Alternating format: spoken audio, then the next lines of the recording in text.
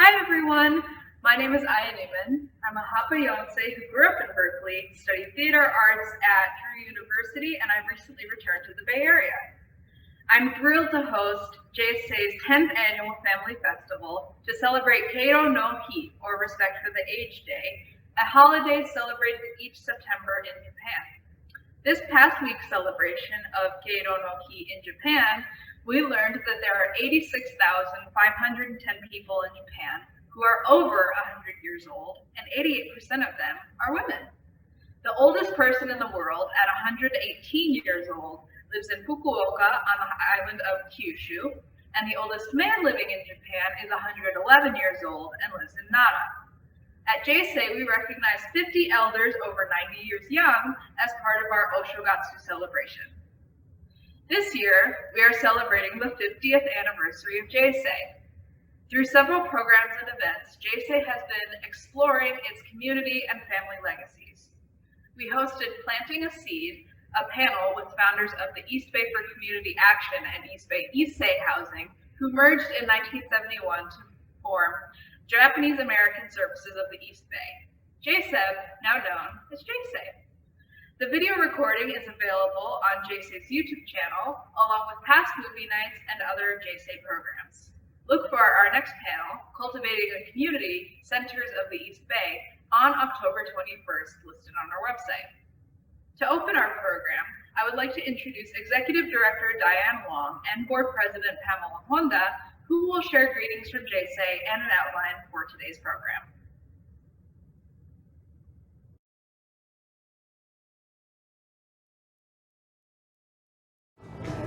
Hi everyone, welcome to J-Sei's 10th Annual Family Festival. I'm Diane Wong, Executive Director. And I'm Pam Honda, President of the Board. Welcome to this year's Family Festival, an intergenerational celebration in honor of Keiro no Hi. Respect for the Aged Day is a day to honor older adults, to express appreciation and gratitude for their contribution to society, and to celebrate their longevity and vitality. In celebration of the 50th anniversary, our online program continues the theme, Our Community, Our Legacy. Though we are here again to hold this wonderful event via Zoom, I'm sure you'll enjoy what Jill and the festival organizers have put together. A big thank you to Jill Shiraki, Carol Doi, and Kevin Toyama. You've all done a wonderful job to keep this 10-year tradition alive. Though we don't have all the delicious goodies freshly made by our member organizations, the warm, healing relaxation provided by the Reiki volunteers, the spirited hip-hop dance of Judy Fujikara, or the wine and beer tastings, I'm confident that you will not be disappointed. Have fun today and enjoy your time together with family and friends. And a special shout out to those we honor as part of Keiro no Hi. Thanks, Pam. So you have so much to enjoy today, and even though we're not in person, you will be wildly entertained. We're going to hear from the great-grandchildren of Issei writers from the book Our Recollections. So the stories of the Adachi family and the Maoki family will be wonderful to listen to. Also, you'll learn about the Hikari Farms, which was visited by Brian Ishii and our chef, Yuji Ishikata. You'll have a chance to meet our artists, Sekimachi and Lucy Arai, as they talk about their legacy and art. And they also there's a wonderful exhibit that will be going through October at the BAMPFA. So lastly, the Family Festival is not complete without our own J-Sei students, as they'll be performing in the Minyo no Odori class, the J-Sei Sings class, the Sentimental Strummers, and Daruma no Gakko. So this is a full program, and those of you who are lucky enough to get food and order lunches from us, we want to thank my friend Yuji, Oxen Tiger, El Chino Grande, and always Aloha Shaved Ice. Thanks for joining us, and have a great time.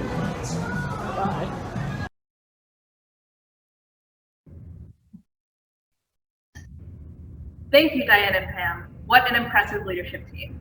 In many ways, with Eden providing home-delivered meals from J-Sei today, things do return full circle, and the ways in which we serve our seniors continue to evolve. We realize just how essential the home-delivered meals are, especially during this time of COVID. For this year's Family Festival, we uplift our elders and the ways in which their spirit and talents touch our lives from generation to generation. For Japanese Americans, farming has been part of our legacy, often with humble roots from Japan. For me, my grandparents continue to farm in Livingston. Every year, I look forward to the harvest and participating in the community Bochitsuki. My mom, Dawn Nakashima, spent several years bringing the sweet potatoes and other produce to the San Francisco Ferry Plaza Market. The Hikari Farm visit was envisioned by our newest staff member, Natsumi Imura. She says, "I thought how incredible it would be on a molecular spiritual level for the J-Sei elderly to be fed food grown by their peers through the hands of a younger generation." Chef Yuji, Chef Brian, and the J-Sei kitchen community visited Hikari Farms in Watsonville, not just once, but several times over the past few months. This first visit with the Nagamines at Hikari Farms was so much deeper and more enriching than they even imagined. Next is a short video on this exchange.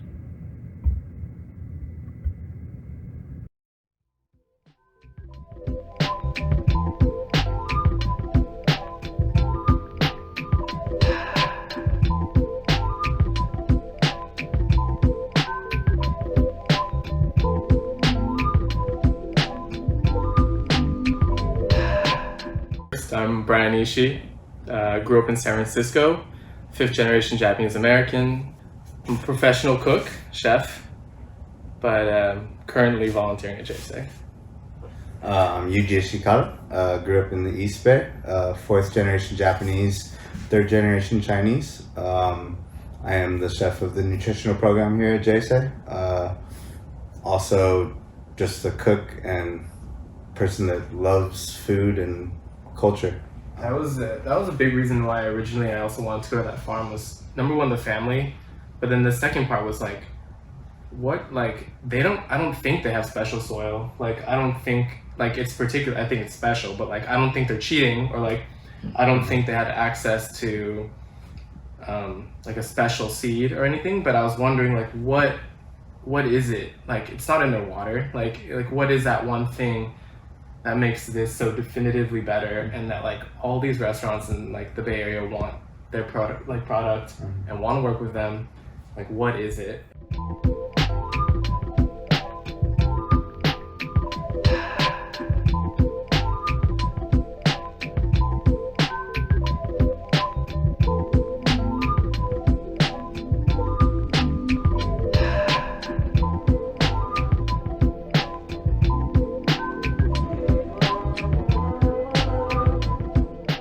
Really, this is a hobby garden for my dad, and he just kind of plants, and the hobby garden of traditional foods that he likes to have just got supersized, and that became Hikari Farms.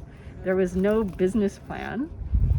It's just whatever Ji-chan planted, he planted a lot, so then we sold extra, and then people hear about it, and then he plants more, and then I get more and more phone calls. That's how Hikari Farm was born.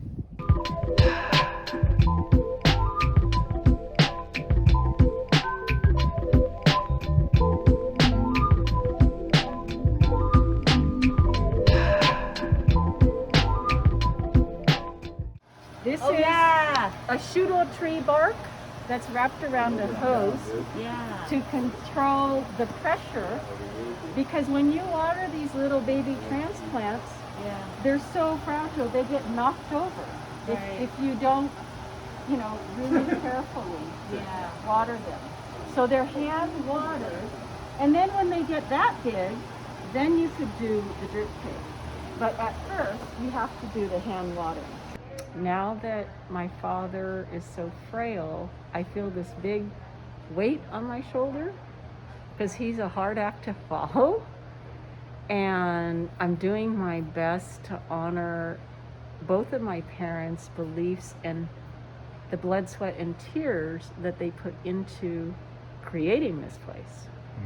And to think about, okay, how to honor that is a tall order. But I go back to the core values that are on the office wall, because I ask them, how do you want us to proceed? What is most important to you? What are the values that we're to live by, and the rules that we're supposed to use to guide us?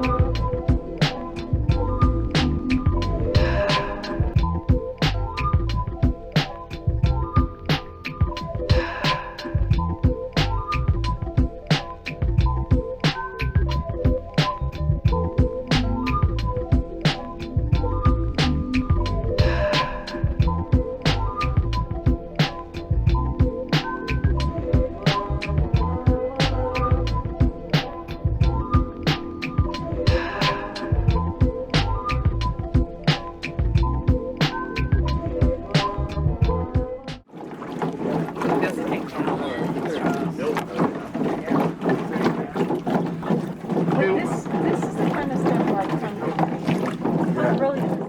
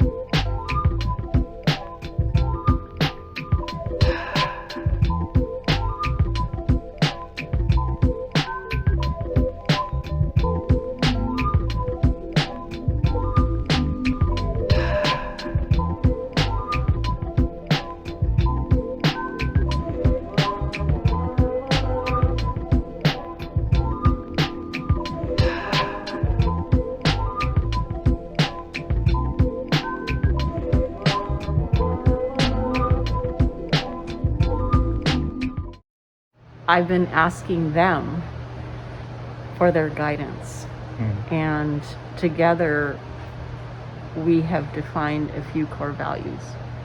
But the one thing that my dad says is he wants it to be for the community. And so that's why it's beautiful that you're all here and that you've all embraced it, because he likes to share. 今日はわざわざ光ファームにおいでくださいましてありがとうございます。いつもいろいろな方面でヘルプいただいて本当に感謝しております。今後もよろしくお願いいたします。ちょっとあんた English. He just said thank you so much for coming today, from taking the time to come out today, and he also said he really appreciates all of the support, and that it's sort of also moving forward. He looks forward to your support. That's a good way to think about Hikari Farms too, though. In my eyes, it's like they're making like Japanese vegetables, like, and like it's like this, it's like bringing it backwards, like they're reversing time almost, so that me and like people like me and Yuji, or like any Japanese Americans down the line, can kind of have that tie, that first generation tie back to it, if we can access it. Yeah. But like they're short staffed and stuff like that, so like they don't push it out everywhere. So I think that's why it's also so nice that we're kind of we get to like cut through generations like in reverse. And hearing their story and we get seeing every aspect of the farm, it brings it back to like the time and effort they put into everything that they do. It shows, and even as busy as they are, they took the time to show us all and to connect with us. It was a very it just resonated so much, and it hit so deep, especially for us as chefs. Like, I never felt so connected to Japanese food, Japanese culture as I did when we were at the farm. Like, I just really felt so connected, and I felt really inspired, because it was just, I felt more complete after that trip. It really helped in a lot of ways, and it kind of reaffirms why I want to help J-Sei grow, why I'm here, why I really, every single meal we put out, all the different seniors that we interact with, like, I care very much, and I know everybody that's here cares very much.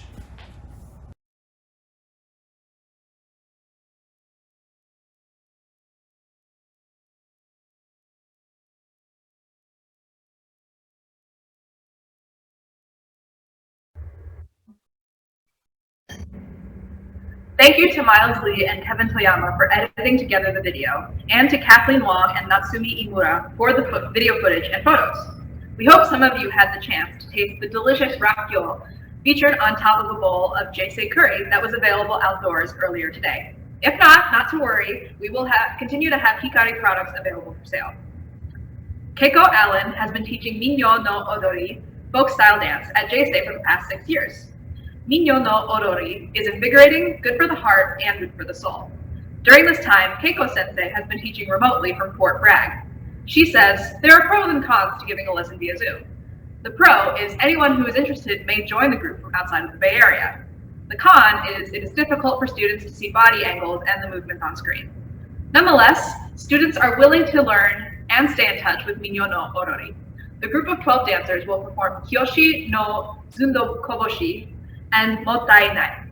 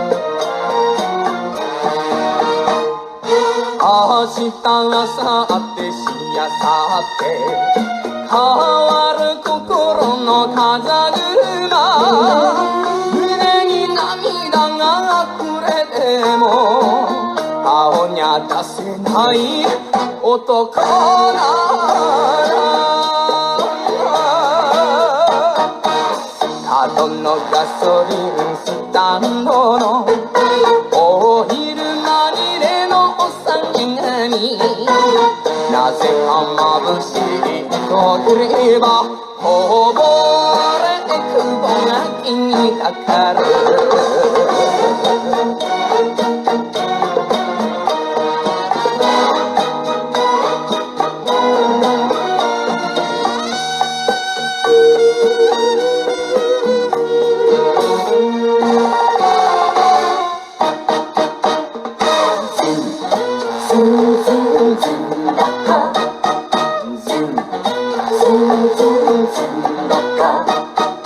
辛い時でも泣き言は口を結んで一文字いつか必ずふるさとへ錦飾って帰るかな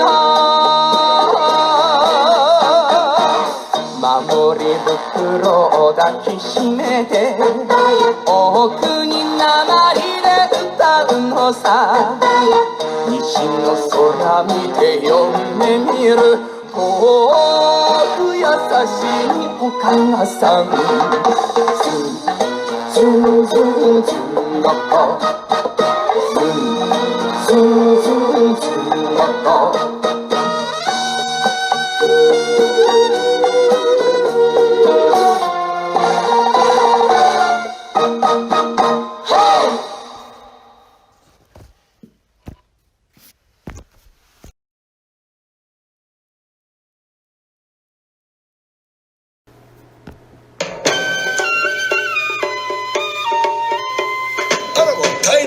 ざんす。あらもったいのござんす。おーもったいない。おーもったいない。もったいないよ。おーもったいない。おーもったいない。Remember what Bachan used to say? What a waste, what a shame, what you throw away. Every piece of paper, every grain of rice, every drop of water, she would use it twice, saying, oh, mottai nai, oh, mottai nai, oh, mottai nai, oh, mottai nai. We laughed, we lost what Bachan taught. We ran away and we forgot. Running to the future, running from the past, running on empty and it just can't last. Oh, mottai nai. Oh, mottai nai. Mottai nai. Oh, mottai nai. Oh, mottai nai. It's an ancient wisdom that everyone can use. Don't waste what nature gives you. Take the old and make it new.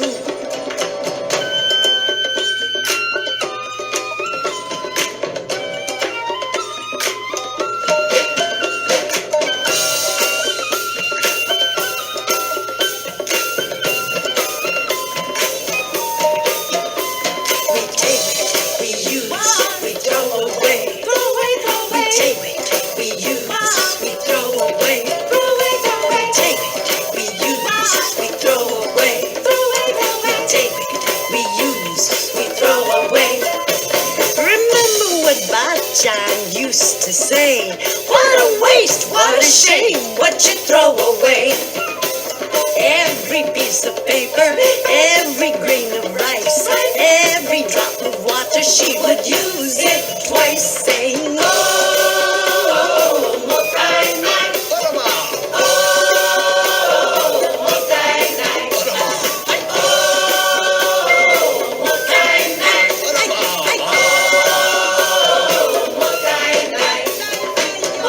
nai. It's an ancient wisdom that everyone can use.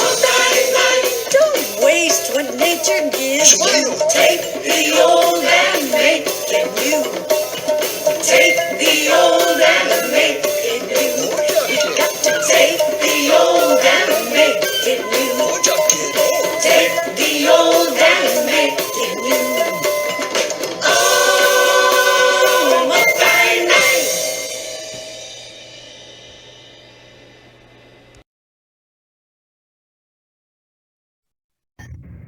A local celebrated weaver and sculptural artist, Kei Sekimachi joins us in conversation with a fellow artist and dear friend, Lucy Arai.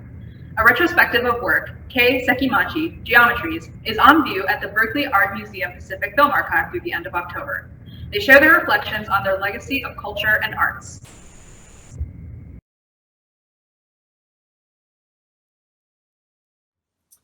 Kei Sekimachi, I introduce everyone to my dear friend Kei. And Lucy Arai, we will share what we have to say between each other. And may I say, this is the first time we've had a chance to actually talk about art. That's not the basis of our friendship and relationship. I'm an artist working in threads in a traditional Japanese stitch called sashiko, and threads are what have connected Kei and me. And we're sitting in Kei's home talking about our work, our lives, in a setting that's very familiar and comfortable, but for the most part, we sit around the table, eat and laugh. So to actually chat with you about our lives and our work and our relationships is quite wonderful, something we've never done. Right. It just dawned on me not too long ago that I never made the connection between you in this book that Jack Lenore Larson wrote with Mildred Constantine about the new things that were being done in fibers as an fine art form rather than craft. When Lillian Elliott came to Ann Arbor to teach her summer workshop in basket making, she asked, she arrived and I was headed out to San Francisco to look for a house to move out here. She asked me if I would go to the gallery, and meeting you once we did get moved and coming to your house, we started to get to know each other. And the first thing that we discovered was that you are the middle of three girls with a Japanese mother, and I am the eldest of three girls and a Japanese mother. And that's been kind of the bond between us. Do you remember that day? I do remember. Yes. Yeah. Now, your relationship with your mom was very, very close. Yes. Your older sister, Yai, had a family, and she had 4 kids. Right. And then your younger sister, Kaz, didn't have any kids. And you were always the closest to your mom. Yes. And stayed that way. Right. And that's something we've shared. Our mothers left us with quite a legacy. Yes. Yes. What do you think is your mom's legacy through you? Well,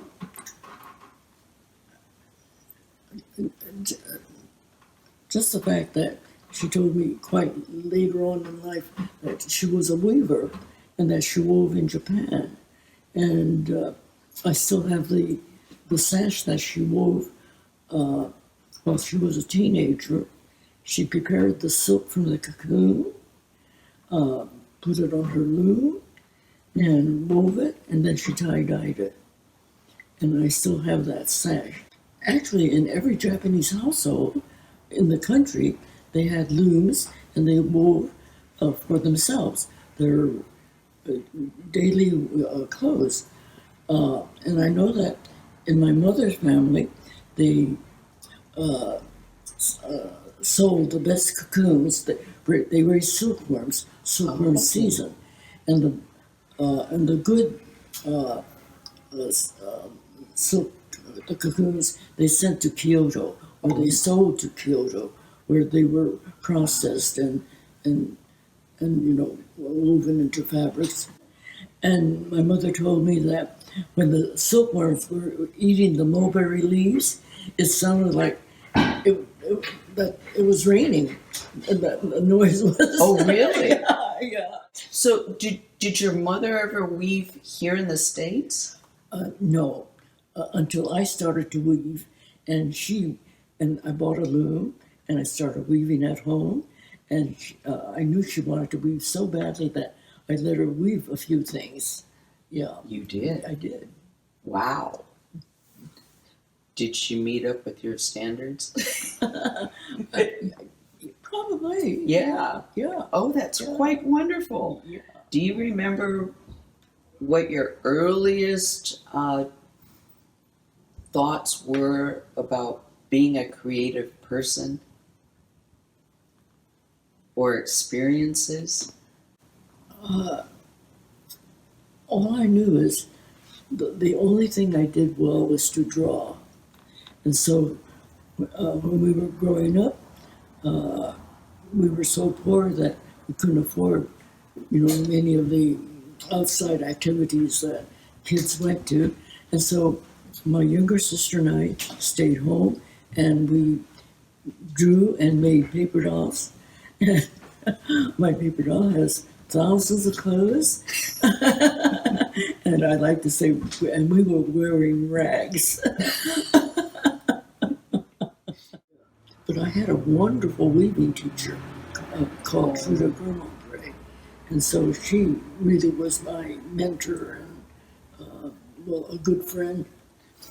And Truda really, as I observe your life of work, the manner in which you work, and then the exhibition that is now at BAMPFA, Mm-hmm.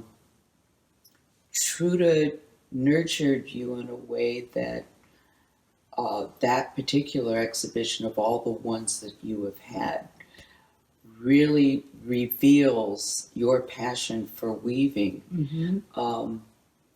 After a lifetime of being inspired, nurtured, and really modeled for you, Truda was really a profound person in your life. Yes. Single most. Right. Absolutely. Yeah. Yes. And it's wonderful to see that particular exhibition, because for me, that reveals you Mm-hmm.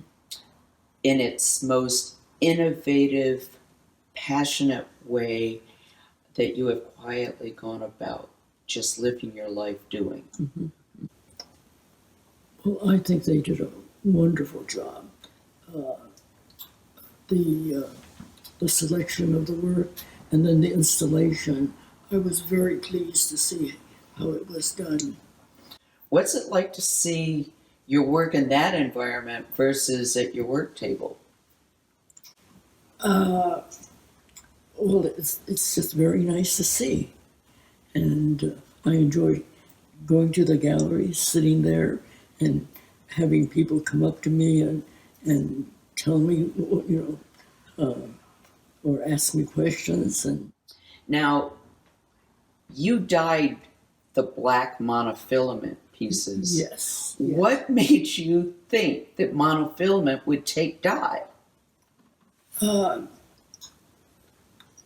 didn't know, so I just made a great big pot of water and put all-purpose Brit dye in it and tried it, and I was amazing that the monofilament just soaked up the dye. Because that's a stunning discovery. Yes. And after all these years, that they have been that color fast to stay black. Yeah, I know. That's those black forms that seem solid and that yet ethereal at the same time, and to know that it was a moment of, well, let's just try, and that's what turned out. I've seen you work, and your visualization of these complex structures still amazes me, and it's a wonder because one, you're a very, very quiet person, and as I know, you have many more interests than but the work that you actually do. But everything else informs the materials as you handle them. And I see your monofilament pieces and the woven box forms as revealing the breadth of your interests, and as quiet as you are, how exuberant your ideas can be and have been. But legacy is so important. And I'm 30 years junior of you, and our lives have always been very parallel. I'd have to say you're leaving me with a legacy of one, work smaller, continue to play, because work is joy, pure joy. And the long thread of relationships have connected us, but through us, they'll connect to who knows how many generations hence. Thank you, Kay. I love you. Love you too. Yeah.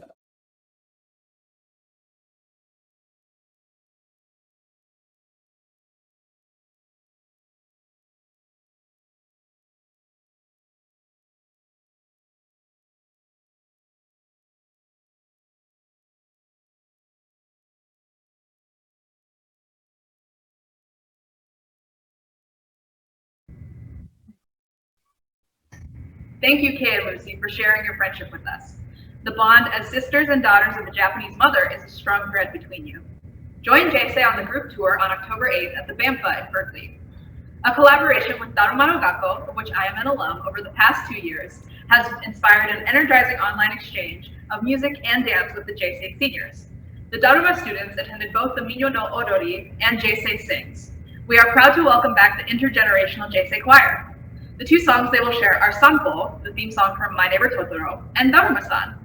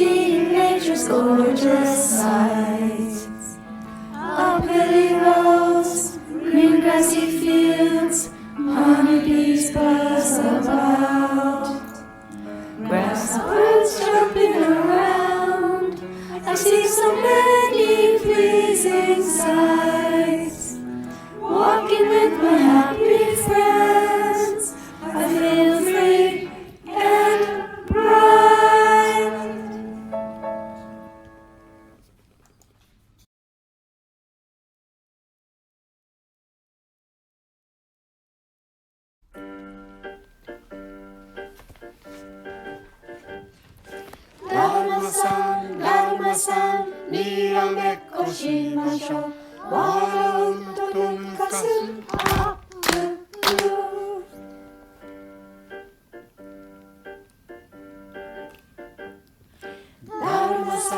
Daruma san, let us stare and make a face. If you laugh, you lose the game. Up,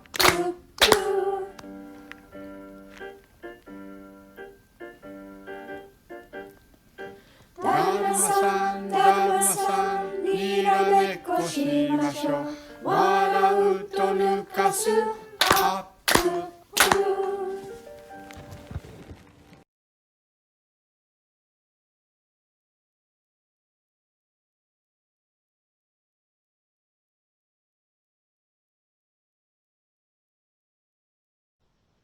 Awesome. You guys got it. Our Reflections is a book of Issei writings, translated and published in 1974 by the East Bay Japanese for Action, a student-initiated community organization that later merged with East Bay Issei Housing to form J-Sei. Sharing reflections are Michael Adachi and Kelly Adachi, the great-grandchildren of Issei writers Wakako, Adachi, and Shiki Ito. After which we will have reflections by Sanai and Luke Nguyen Maoki and their mother Andrea Maoki. They are the descendants of Hitomi Maoki.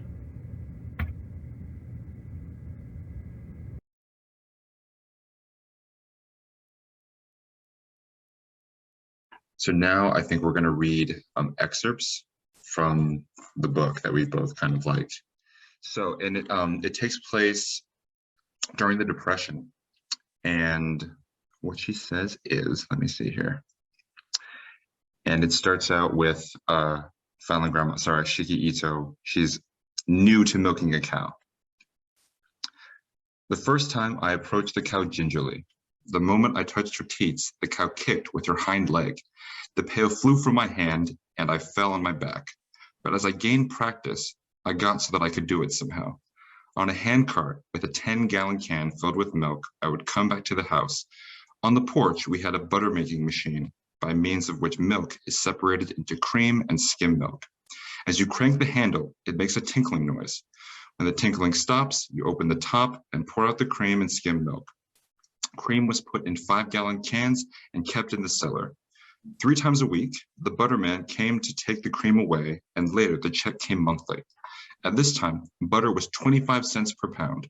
The checks were for small amounts, but thanks to them, we could weather the Depression without being too deprived. The following year, 1924, also was in the Depression. The farm where my husband worked could not get his wages. The only thing we saved from the year was the memory of my hard work at milking. The reason I chose that one is because it's just astounding to me to hear like the kind of like really hard work, like not just like the milking and like the making of the cream, the skim milk, but also just like dealing with the Depression. You know what I mean? Like that they had to deal with all of that, and then it resulted in, you know, just like the kind of lives that, you know, the Nisei have, and then the Sansei, and now like the Yonsei have. And it's just like the overall theme, my entire experience reading their autobiographies is just gratitude, just like, thank you so much for going through all of that, doing all of that so that we could have, you know, the lives that we have today. Absolutely. That's a great one. My excerpt is from the Adachi side, and it's kind of an anecdote that she tells about her husband, Isaburo. I'll just read it. My husband's first job, soon after his arrival, was a houseboy. Never having done this sort of work before, in time he would accumulate a number of stories about his various mishaps. On one occasion, when he applied for a job as a cook, he was asked to bake some biscuits. Those which didn't turn out were enough to fill a sack. And when it became painfully clear he'd be asked to leave, he fled during the night like a robber, carrying the sack over his shoulder. Later, my husband would laugh heartily over such incidents. And that was the one part of the memoir that made me laugh out loud, because I could picture it with, I don't know, I've seen photos of him and I could just kind of picture him like running away in the night, a sack full of biscuits. And it reminded me of my dad. I don't know, it just seemed like something I could think him doing in his youth. He had that mischievous, rascally side to him. And so I don't know, it was just kind of a moment of levity, in these recollections that I really very much enjoyed picturing. And I also think it speaks to the family history of him being a houseboy when he came here, and a lot I think of Grandma Adachi's memoir was focused on, I think, hammering home how hardworking and good of a person her husband was, and I think that was really moving to me, and I think helped to dimensionalize him as well, even though he wasn't there to tell his side of the story. I guess my initial response from reading both of their testimonies, their stories, is just kind of amazement and gratitude. I really liked the humor from Fallon Grandma, and I loved hearing the history of the Adachi nursery from Grandma Adachi. I especially love hearing from where in Japan all 4 of the Issei came. So like not just our great grandmothers, but also like our great grandfathers as well. And now that I know, where they came from, like exactly like down to like, the village and everything, like I really want to like go back and see these places and experience them for myself and see how much they've changed and all that kind of stuff. Reading their memoirs, that also gave me a more vivid idea of who these women were. Like I'd heard stories, I'm sure both me and Kelly, we've both heard stories like our whole lives about, this generation, but like, reading their actual words, like from this book, it really just kind of, it was completely different, like hear their thoughts and their own experiences and stuff like that. And that was awesome. Yeah.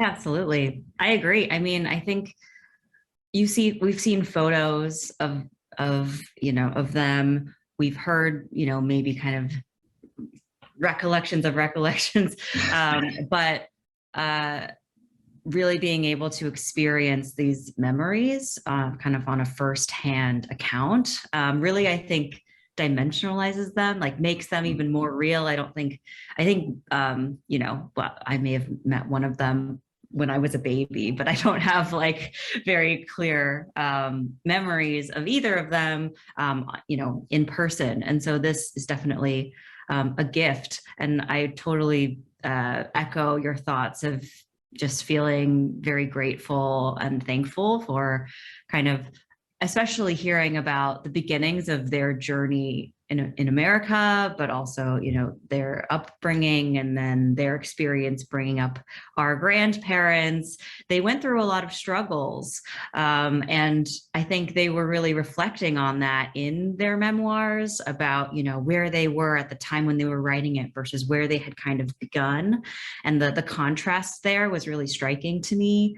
I also think it was really interesting learning about the history of our family just from a functional level, just like what happened and where was everyone at different times and what was happening, but also really enjoying the small anecdotes, the funny stories, and also comparing, I think, the traits that we have to these women, and feeling that true kinship, I think, was really powerful as well. After reading, both of their biographies, like I said before, I'm overwhelmed by a feeling of gratitude. I'm grateful for all the hard work that they did in order to create a better life for themselves and their families. All the hardships and challenges they overcame have allowed the rest of us to prosper. And our family, would not be as successful without the Issei. One of the things that I'm most proud of is that, I'm Yonsei. So like not only was I born here, but like my parents and like my grandparents were born here. So our family has a long history of being in America, and it's all thanks to the courage and the hard work of the Issei. Yes, I totally agree. I think it was very much moving to hear firsthand accounts of the experiences of these people who are really the foundation of our family's history in America specifically, but I think also in terms of understanding where not just our parents came from, but their parents, understanding like you said, the legacy that we come from. And I think what's really great is that it affirmed, I think, a lot of the family values that we have, the importance of hard work, the importance of family, the importance of food. Just, it also makes me think about like where we came from and where we are today and how we can keep that spirit of hard work continuing to push our family forward, I guess, if that makes sense. Yeah, no, definitely. Like, what does what's the next generation going to look like? How are we going to continue to uphold those values? And what does the next kind of version of that look like? You know, we're not working hard in the fields anymore, but definitely not. You know, but we can still kind of carry that spirit forward, which I think definitely, and apply it to, you know, where our lives are now. Definitely. Yeah. All right. I think that's it. Thank you so much.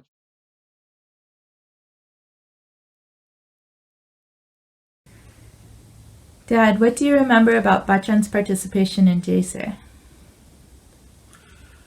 Well, what I remember is that she was so happy every time she stepped out of the house to go to the J-Sei activity.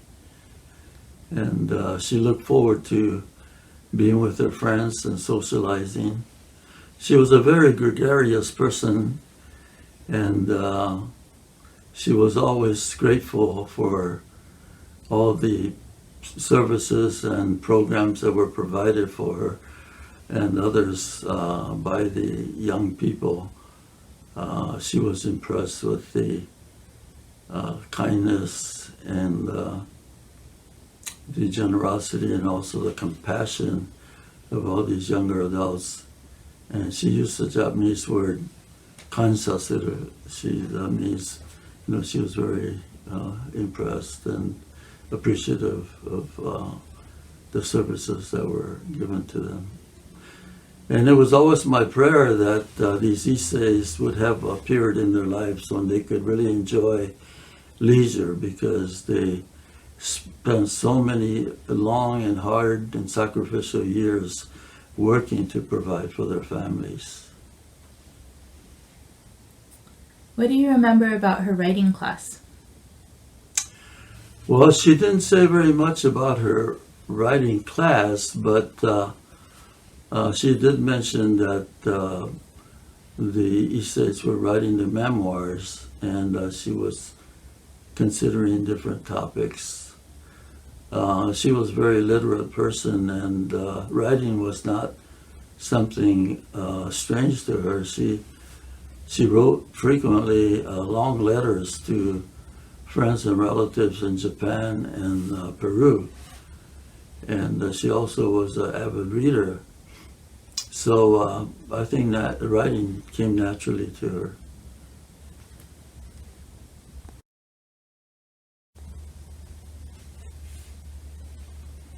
Did Bachan tell you stories about her marriage to Ji-chan? Well, Ji-chan had gone to Peru as a single man, and he worked about 8-9 years to establish himself. And at that point, he decided that he was ready for marriage. And it was a custom in those days to send for their brides by sending pictures and actually selecting people on the basis of these exchange pictures. But my dad wanted to meet the person he was going to marry, because he did have some, I guess, qualities that she wanted in his wife. And he wasn't interested in appearance or being a cultured person, but she wanted a person of good character and one who was willing to work, because he was a hard worker, and also he was really establishing himself economically in Peru. And so he decided to go back to Japan himself and to meet the woman of his choice. My mother at the time was 20 years old, and she was a nurse, And they met, and he was impressed with her, so they decided to marry. And it still amazes me that a person as young as 20 was willing to leave their homeland to a destination that was totally foreign and not knowing what to expect. And yet she was confident enough in her husband to accompany him and to start a new life in Peru. Maoba-chan picks up the story right there. In her memoir for the J-Sei writing collection, she tells the story of crossing the Pacific for the first time. Here's an excerpt read by my daughter Sanae.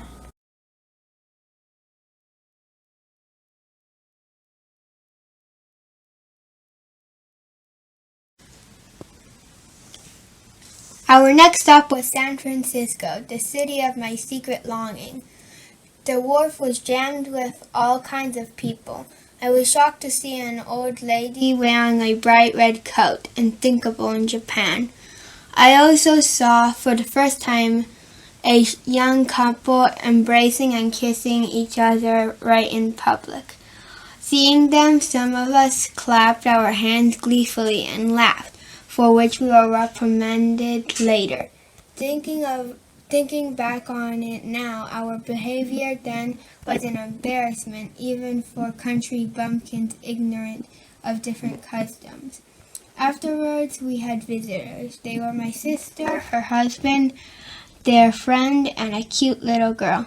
The little girl was my niece. She wore a hat with feathers, a splendid dress, and looked very lovely. Visitors brought us oranges, apples, pickled daikon, sushi, and other Japanese foods, and an elegant cake and a pile of other goodies. They told us to invite our friends, so we spread the feast in a hall and ate to our heart's content.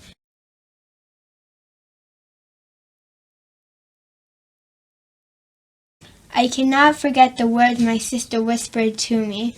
I would have invited you to come and stay here if I had known that you would be going so far away to Peru. This piece just moves me. I can totally imagine this group of little girls laughing at the Americans who are kissing in the park. And then at the end, I'm heartbroken every time I read it. I remember Maoba-chan as a funny, creative person. What do you remember about that? Well, Abacha was a very talented person, and she had very wide interest in different things. And that's one reason she enjoyed J-Sei was the arts and crafts. But she also liked to sing, especially shigin, a Japanese art form of singing. And she liked to make up lyrics for these songs. And so on various occasions, she would customize the songs and write original verses for these songs. And in that way, she really enjoyed entertaining people and singing. And she had a great sense of humor, so she was always laughing and making others have a good time.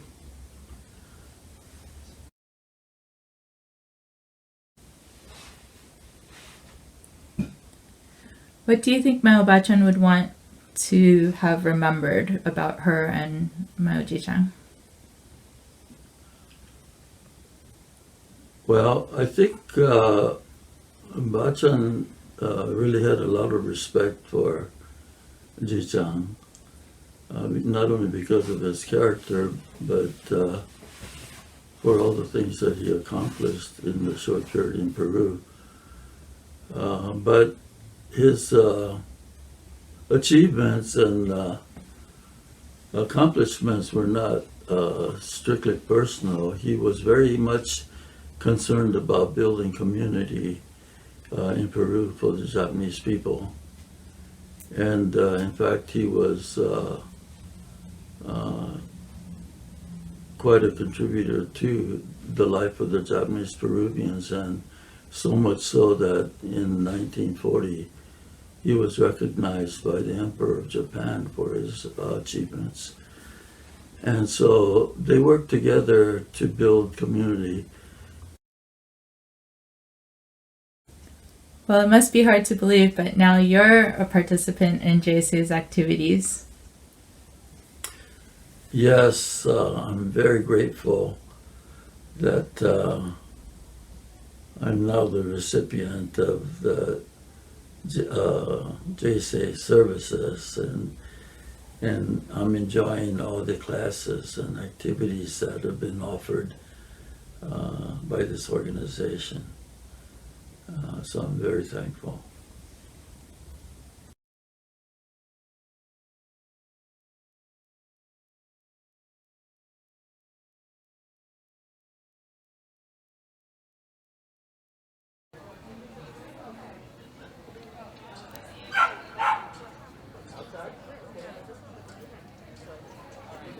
Hi everybody, welcome to the in-person aspect of the J-Sei Family Festival. My name is Aya Newman, I'm the MC for today, and oh, thank you.